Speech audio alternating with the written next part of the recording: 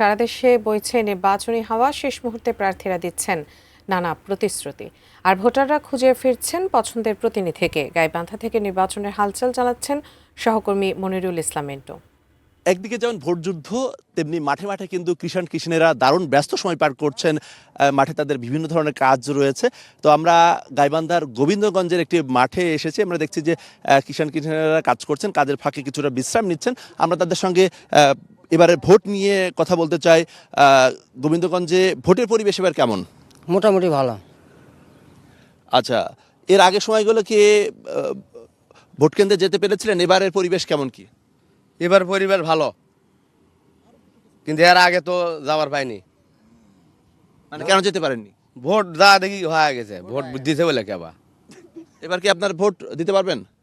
হ্যাঁ, ইনশাল্লাহ যদি পরিবেশ আরো ভালো হয় তো দেওয়া যাবে। আচ্ছা, প্রার্থীরা আসলে কেমন প্রতিশ্রুতি দিচ্ছেন? প্রতিশ্রুতির কতটা বাস্তবায়ন আশা করছেন?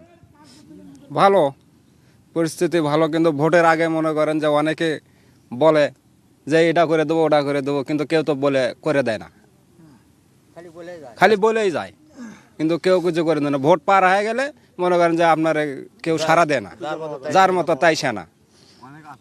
আচ্ছা, এই এলাকাতে আসলে কি ধরনের সমস্যা রয়েছে এবং কি ধরনের উন্নয়ন প্রত্যাশা করছেন? চতুর এলাকার লোকের হলে সমস্যা, সে লোকগুলো গরিব, তারা এখানে কলকারখানা প্রতিষ্ঠান হলে তারা কর্ম করে খাতে পারবে, তারা কর্ম করে খাবি।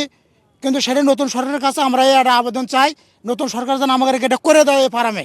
এই গোবিন্দগঞ্জে আদিবাসীদের কিন্তু একটা বড় একটা অংশ রয়েছে, ফলে নারী ভোটার যেমন ফ্যাক্টর, তেমনি আদিবাসীরাও তারাও আসলে কাকে ভোট দেন সেটিও কিন্তু একটি ফ্যাক্টর। তবে সবাই প্রত্যাশা করছেন একটা অবাধ সুষ্ঠু নির্বাচন হবে আগামী 12 তারিখে।